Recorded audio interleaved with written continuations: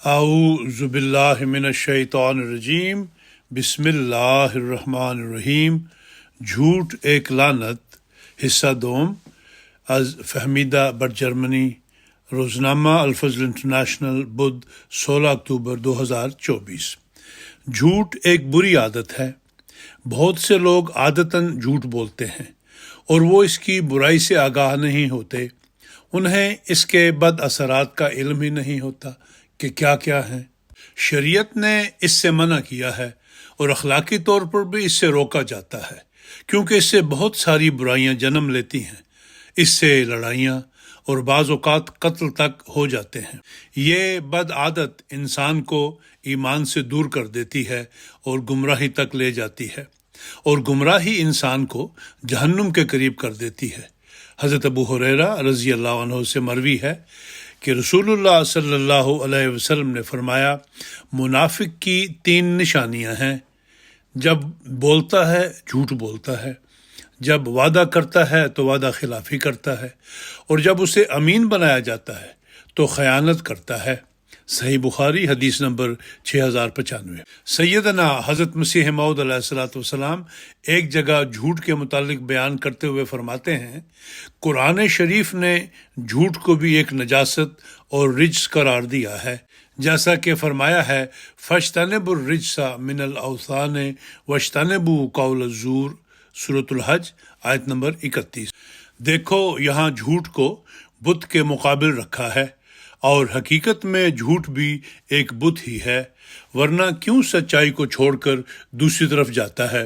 جیسے بت کے نیچے کوئی حقیقت نہیں ہوتی، اسی طرح جھوٹ کے نیچے بھی بجز ملمہ سازی کے اور کچھ بھی نہیں ہوتا۔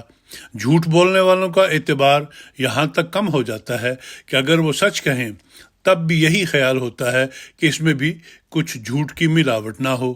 اگر جھوٹ بولنے والے چاہیں کہ ہمارا جھوٹ کم ہو جائے تو جلدی سے دور نہیں ہوتا، مدت تک ریاضت کریں، تب جا کر سچ بولنے کی عادت ان کو ہوگی۔ ملفوظات جلد 3 صفحہ نمبر 350۔ آپ مزید فرماتے ہیں، یقیناً یاد رکھو، جھوٹ جیسی کوئی منحوس چیز نہیں۔ عام طور پر دنیا دار کہتے ہیں کہ سچ بولنے والے گرفتار ہو جاتے ہیں، مگر میں کیوں کر اس کو باور کروں؟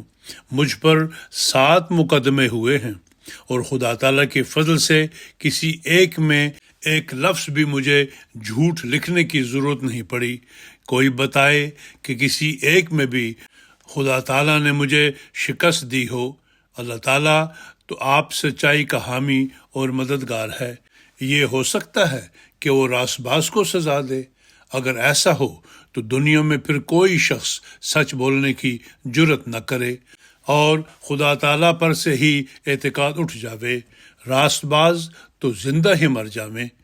اصل بات یہ ہے کہ سچ بولنے سے جو سزا پاتے ہیں وہ سچ کی وجہ سے نہیں ہوتی، وہ سزا ان کی بعض اور مخفی در مخفی بدکاریوں کی ہوتی ہے، اور کسی اور جھوٹ کی سزا ہوتی ہے۔ خدا تعالیٰ کے پاس تو ان کی بدیوں اور شرارتوں کا ایک سلسلہ ہوتا ہے، ان کی بہت سی خطائیں ہوتی ہیں، اور کسی نہ کسی میں وہ سزا پا لیتے ہیں۔ احمدی اور غیر احمدی میں کیا فرق ہے؟ روحانی خزائن جلد 20 صفحہ نمبر 479-480۔ ہمارے معاشرے میں جو برائیاں ناسور کی طرح پھیل رہی ہیں، ان میں سے ایک جھوٹ ہے، جو اس قدر فراوانی سے بولا جاتا ہے کہ جھوٹ پہ سچ کا گمان ہوتا ہے۔ ہمارے سیاستدانوں کو لے لیں، جب ووٹ لینے ہوتے ہیں تو جھوٹے وعدوں اور نعروں کا خوب استعمال ہوتا ہے۔ عوام کو سنہرے خواب دکھائے جاتے ہیں، اقتدار ملنے کی دیر ہوتی ہے، بس پھر تم کون اور ہم کون، وہ وعدہ ہی کیا جو وفا ہو جائے۔ مقصد صرف اقتدار ہوتا ہے، عوام کے مسائل حل کرنا نہیں۔ دہائیوں سے یہی کھیل کھیلا جا رہا ہے۔ جہاں کے سربراہ ایسے ہوں، وہاں عدل و انصاف کا ملنا محال ہوتا ہے، یعنی کہ جس کی لاٹھی اس کی بھینس۔ یہ عدل و انصاف کس چڑیا کا نام ہے؟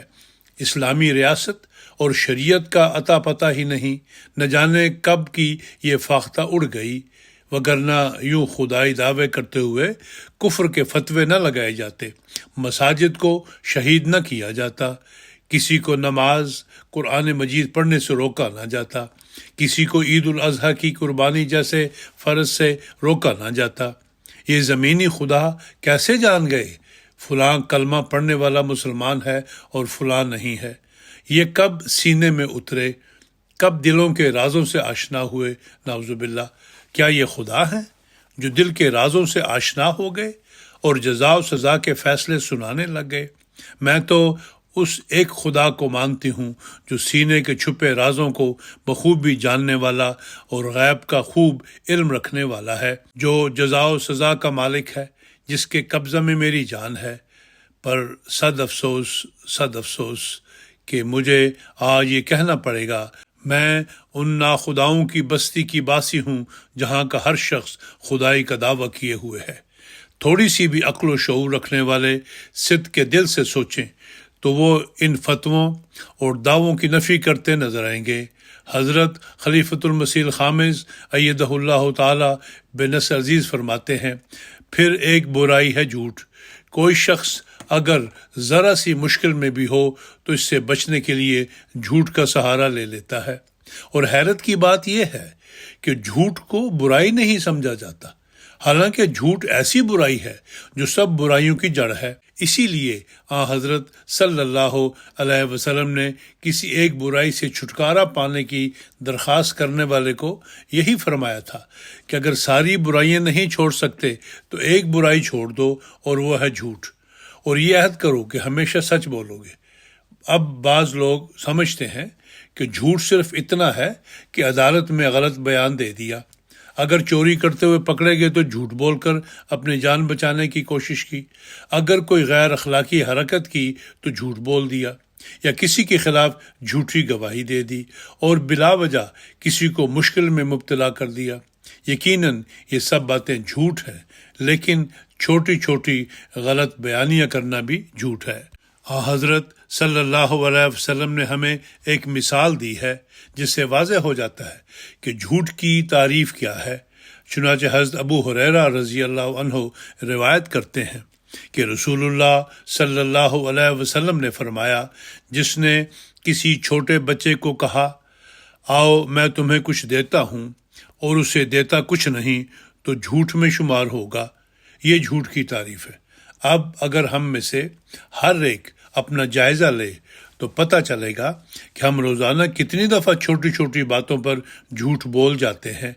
مذاق میں ہم کتنی ایسی باتیں کر جاتے ہیں جو جھوٹ ہوتی ہیں۔ تو حضرت صلی اللہ علیہ وسلم کے ارشاد کے مطابق اگر ہم اس بارے میں گہرائی میں جا کر توجہ کریں گے تب ہم اپنے اندر سے اور اپنے بچوں کے اندر سے جھوٹ کی لعنت کو ختم کر سکتے ہیں۔ خطبات مسرور جلد سوم صفحہ نمبر 287۔ باقی آئندہ انشاءاللہ۔